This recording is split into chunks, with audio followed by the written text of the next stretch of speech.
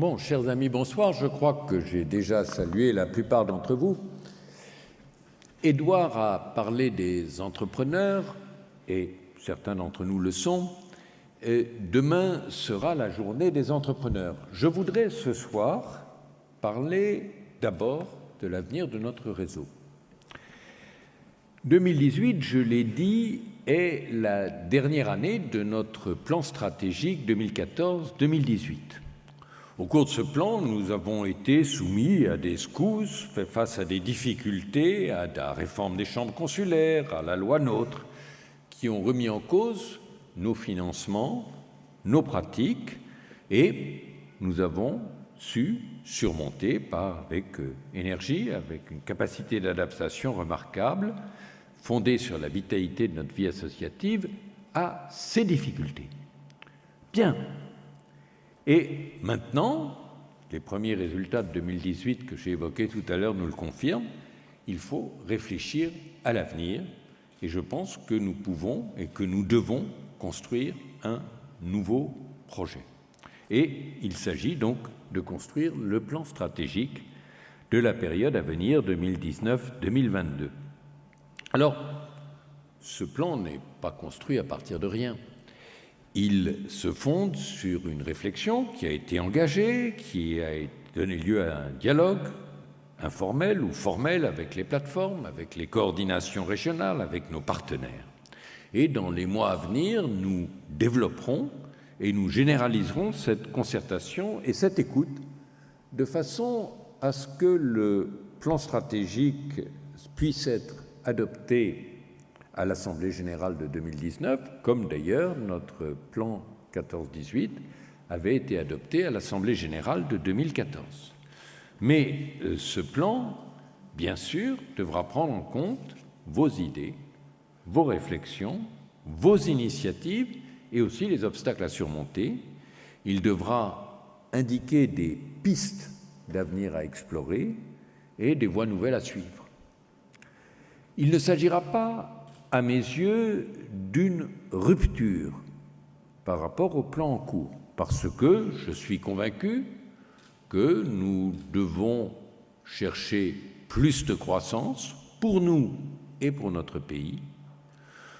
Nous devons toujours progresser en efficacité, c'est la loi de toute entreprise et c'est la loi de tout réseau d'entreprises. Et notre cohésion, à mes yeux, doit encore augmenter pour faire face plus efficacement au monde et engager une dynamique ambitieuse, cohérente à la fois avec l'accélération de l'évolution des techniques et des besoins, le nouveau rôle des entreprises, étant observé quand même que je connais quelques entreprises qui ne pensaient pas que à leurs actionnaires et que à l'argent, et que d'ailleurs je suis convaincu qu'une entreprise qui ne penserait qu'à l'argent et qu'à ses actionnaires est une entreprise qui ne vivrait pas dans la durée, parce qu'elle s'éloignerait du monde, elle s'éloignerait de ses salariés, et à la fin, elle se condamnerait. Donc, nous devons à la fois créer une dynamique ambitieuse fondée sur l'évolution des techniques, sur l'évolution des sciences, sur l'évolution des besoins, sur l'attente des entreprises nouvelles, mais aussi sur la fidélité à nos valeurs, fidélité qui fait notre force.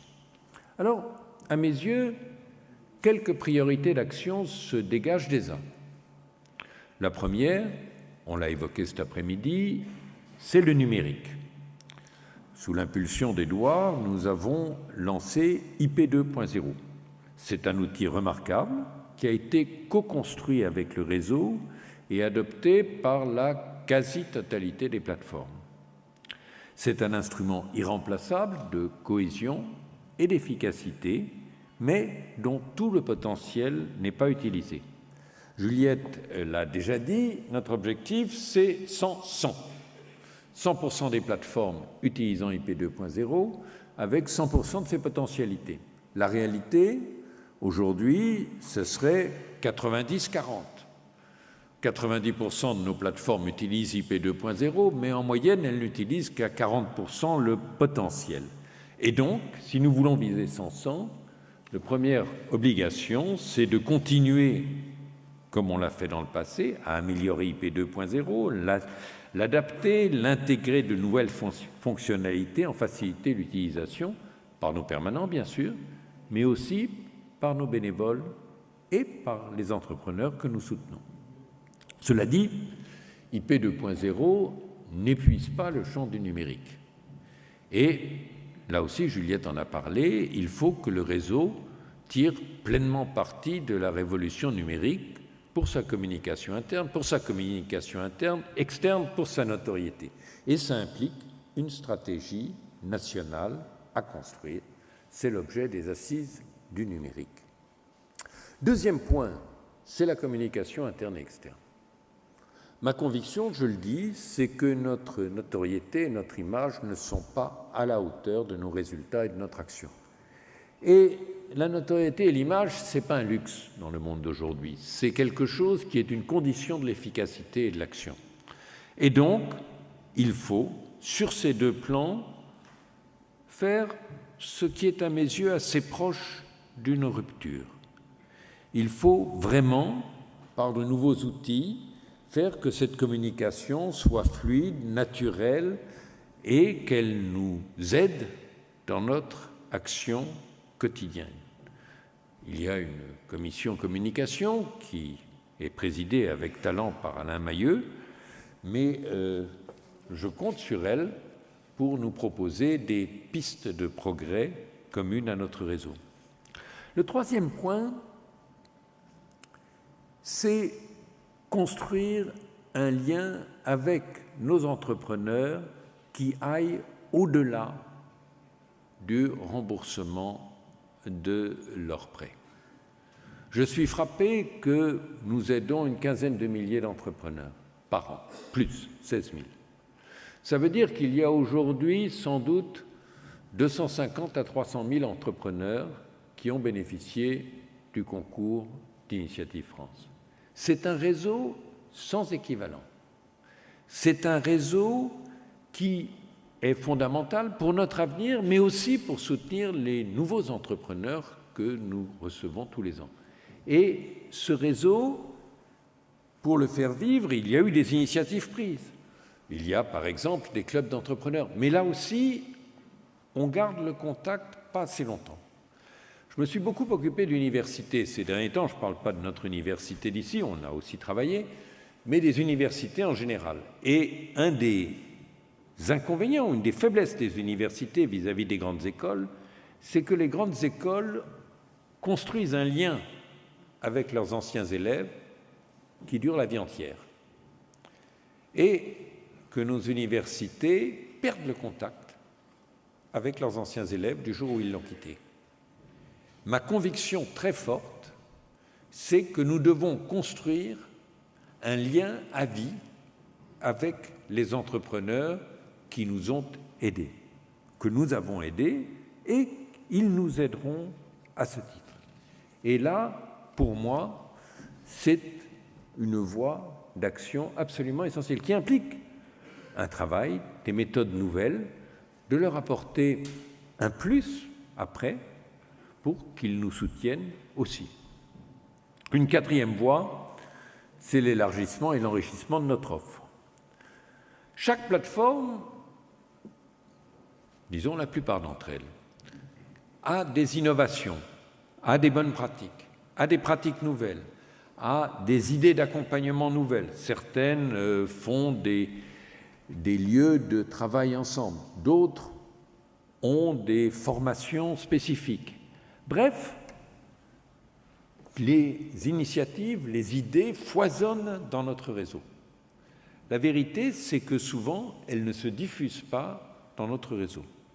Et donc, un des rôles de la coordination nationale, mais aussi des coordinations régionales, c'est d'encourager à la fois l'innovation et la diffusion de l'innovation dans les pratiques de notre réseau. Au fond, il faut que tout le réseau bénéficie de la somme de la vitalité créatrice de chaque plateforme. Et là aussi, je pense qu'il y a des progrès à faire.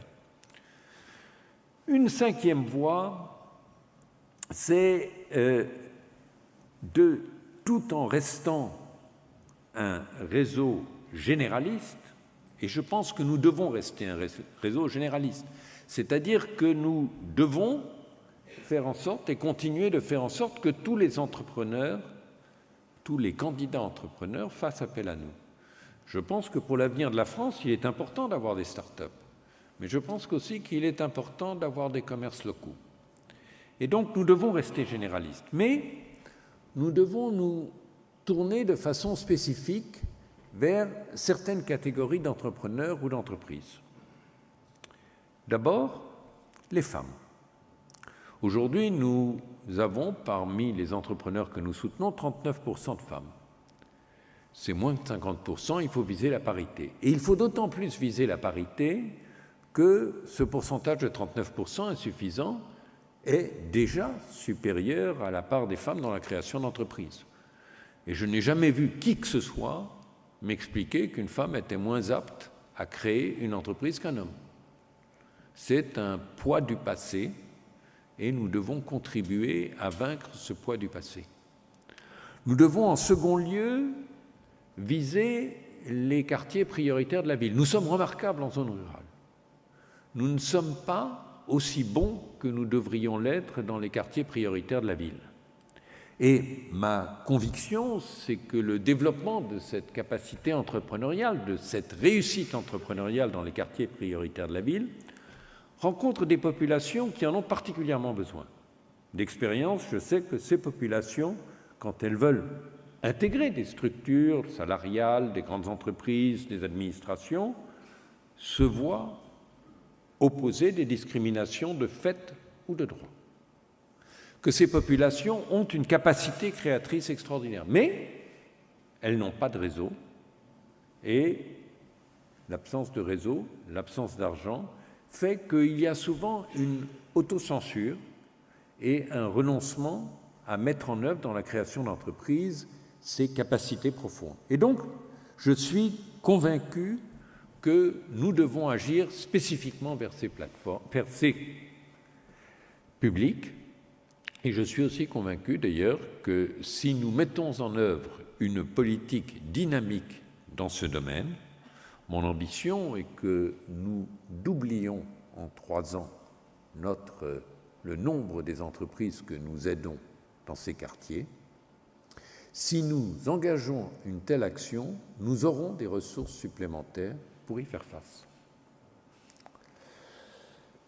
Troisième catégorie d'entreprises d'entrepreneurs que nous devons soutenir de façon particulière, c'est effectivement les entrepreneurs innovants et les entrepreneurs qui montrent une cohérence entre l'ambition de leur entreprise et les besoins de la société. Ce sont notamment les entrepreneurs remarquables et la journée de demain sera consacrée justement à cela. 6e piste que je voudrais aussi évoquer, c'est l'international. Au fond, je dois dire, je suis sorti de la réunion de ce matin convaincu que sur l'international, nous pouvions avoir non pas une rupture d'action, mais une rupture de rythme. Autrement dit, devenir un acteur significatif du développement entrepreneurial, notamment en Afrique. Et je pense que cette action-là a une justification propre, des perspectives de succès évidentes et est un contributeur à la légitimité et à l'image de notre réseau. Voilà beaucoup de pistes et je pense que le dialogue en conduira à en définir d'autres. Sur ces pistes, les actions sont déjà engagées, on ne part pas de rien. Mais il faut changer de vitesse, introduire une nouvelle dynamique, que ce soit pour le numérique, la communication, le lien avec nos entrepreneurs, l'enrichissement de l'offre et l'innovation, l'élargissement de nos publics en direction des femmes, des quartiers prioritaires de la ville, de l'innovation et des entreprises remarquables et de l'international. Alors, ça fait beaucoup d'ambitions nouvelles. Ma conviction, c'est qu'une stratégie de développement implique un socle très solide. S'il n'y a pas de socle, la stratégie de développement perd sa force, perd sa légitimité. Et ce socle, il doit être commun à toutes les plateformes sur tous les territoires. Ce socle, ces éléments existent. Ils sont dans le projet associatif, dans la charte éthique, dans le référentiel métier, dans les critères de qualification. Tous ces éléments sont connus. En principe, ils sont communs à toutes nos plateformes. Associés à nos valeurs, que sont la proximité humaine, je ne suis convaincu que les télécoms ne remplaceront jamais, l'Internet ne remplacera jamais le contact personnel. Et je me souviens qu'il y a une dizaine d'années ou une vingtaine d'années, il y avait des gens qui prédisaient le voyage va disparaître, la vidéoconférence va le remplacer. En fait, c'est exactement l'inverse qui s'est passé. C'est-à-dire que ces moyens de communication modernes créent un besoin supplémentaire de communication personnelle. De même, je crois que la mondialisation renforce le besoin d'enracinement territorial. Il n'y a pas d'un côté l'un et de l'autre côté l'autre, il y a une complémentarité, et plus on est mondialisé, plus il faut être enraciné pour trouver son équilibre. Et enfin, dans un monde où les chiffres deviennent de plus en plus importants, l'accent mis sur la confiance, sur la relation personnelle, qui se traduit chez nous par la façon dont nous traitons les entrepreneurs, est un point central. Donc, il y a des éléments communs, il y a des valeurs communes, et ce sont ces éléments communs et ces valeurs communes qui font le caractère unique et irremplaçable de notre réseau. Et il faut que toutes celles et tous ceux qui viennent à nous ou qui envisagent de venir à nous sur n'importe quel point du territoire soient assurés de trouver auprès de chaque plateforme, de chaque permanent, de chaque bénévole à qui il ou elle s'adresse, ces valeurs et ces éléments communs. Et cela, il faut le leur faire savoir et il faut le leur garantir. Alors, vous me direz, ces valeurs existent, mais je ne suis pas sûr que les entrepreneurs qui s'adressent à nous connaissent notre projet associatif, notre charte éthique, le référentiel métier, les critères de qualification. Et donc, ils ne connaissent pas ce que nous leur promettons. Et ce qu'il faut leur faire connaître, et que nous devons bien sûr respecter, c'est la promesse d'Initiative France. Entendons-nous, cette promesse, je vais en parler plus longuement tout à l'heure, elle tient en moins d'une page. La majorité de nos plateformes, la très grande majorité de notre plateforme, en respecte l'essentiel. Entendons-nous aussi, il ne s'agit pas de dire nous ne devons fournir que ça. Il s'agit de dire nous devons fournir à chacun au moins cela. C'est le cœur et c'est le socle de notre offre. Et puis, chacun apporte en plus ses idées, ses innovations, les partenariats, l'adaptation aux conditions locales, parce qu'une des forces de nos plateformes, c'est justement l'adaptation aux conditions locales. Mais ce socle, il doit se retrouver dans tous ces éléments, dans toutes les plateformes, sur tout le territoire. Alors, cette promesse, je vais vous la présenter, elle vous sera distribuée tout à l'heure, elle a donné lieu à une réflexion collective, et je demande à chaque plateforme de la faire connaître à tous ceux qui s'adressent à elle, aux collectivités publiques, à leurs partenaires privés et surtout, bien sûr, à tous nos entrepreneurs. Cette plateforme, elle est fondée sur une idée simple, cette promesse commune, c'est l'association de l'accompagnement et du financement, qui est au fond la base de ce que nous faisons depuis 35 ans. Le premier élément, c'est un accueil professionnel pour tous les entrepreneurs. Alors, certaines plateformes, aujourd'hui, font de l'accompagnement complet à partir d'un projet zéro. Je m'en réjouis. Toutes ne le font pas et je ne pense pas qu'on puisse exiger que toutes le fassent. Mais il faut que les 56 000 entrepreneurs qui s'adressent chaque année à Initiative France, soit écoutés, aient un accès facile à Initiative France, quel que soit le stade d'avancement de leur projet, quel que soit leur type de projet, quels que soient leurs besoins. Et il faut qu'on leur explique ce qu'Initiative France fait, ou peut faire, ou ne pas faire pour eux, et il faut leur donner envie de revenir. Le second point, qui est là le centre de notre métier, c'est l'accompagnement dans la finalisation de leur plan d'affaires. Une ingénierie financière, la préparation et l'appui à la recherche de financement en complément du prêt d'honneur et la validation du plan. Parce que nous savons très bien qu'un des éléments qui explique la réussite à 91% de nos entrepreneurs, c'est qu'ils affrontent cette aventure en étant préparés, en ayant validé avec des professionnels leur projet. Le troisième point, bien sûr, c'est le passage en comité d'agrément.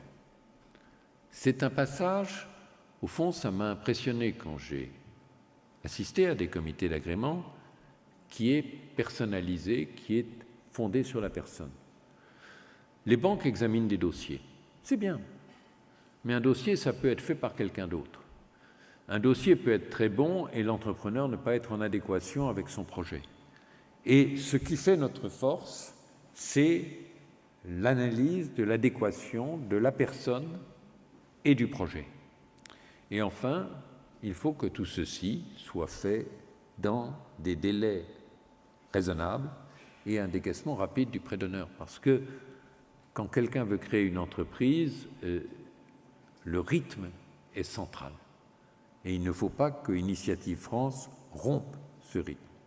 Après, c'est le suivi. Un suivi pour favoriser la pérennité et la croissance de l'entreprise. Il est fait par les permanents, il est fait par les bénévoles, ils peuvent être assistés par des partenaires, mais il faut que ce suivi soit assuré et fasse que les difficultés ne surprennent pas l'entrepreneur et qu'il ne soit pas seul face à d'éventuelles difficultés. Et enfin, il faut que dans toutes les plateformes, un parrainage soit offert à tous les entrepreneurs qui le demandent et que dans toutes les plateformes, les entrepreneurs qui viennent soient mis en réseau et bénéficient de l'ensemble du réseau des entrepreneurs d'Initiative France. Je l'ai dit, vous recevrez ce texte de promesse. Il sera, je l'adresserai à chaque plateforme, à chaque président de plateforme, à chaque directeur de plateforme. Je le ferai précéder, pour éviter qu'il y ait de malentendus, d'une page aussi, toute simple, rappelant les forces d'Initiative France, les capacités d'Initiative France et tout ce qui fait que notre réseau est le premier réseau de France, sans doute d'ailleurs le premier du monde, je ne l'ai jamais vérifié, ce qui fait que Initiative France, avec sa vitalité, est unique et irremplaçable. En bref, cette promesse traduit en termes simples un engagement commun.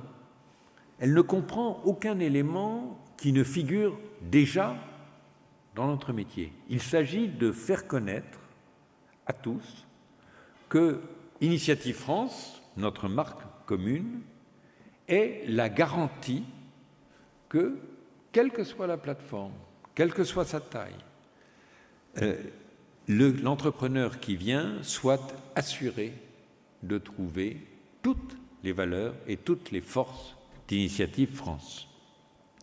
Alors, une fois qu'on fait une promesse, il faut bien sûr s'assurer de son respect. C'est le rôle du comité d'adhésion et de qualification que préside Christiane Giordano et dont elle a fait le bilan tout à l'heure. C'est le rôle du comité d'éthique qu'anime Jean Aubineau et dont il a aussi parlé. C'est aussi la mission de chaque plateforme et c'est surtout la mission des coordinations régionales d'accompagner au plus près les progrès de chaque plateforme. En bref, notre plan stratégique, c'est de construire l'avenir sur le socle de nos valeurs. Et ce socle de nos valeurs, il est connu, il faut le garantir en préalable, Et nous allons maintenant consacrer 12 mois, d'ici notre prochaine Assemblée générale, à nous assurer que toutes les pistes d'avenir, tout ce qui peut faire un réseau plus dynamique, plus attractif, jouant un rôle plus important encore, plus connu, plus doté de plus de ressources, réussissent. C'est ça, je pense, notre ambition commune. Et c'est l'ambition que notre coordination nationale et moi-même partageons et voulons vous faire partager. Merci.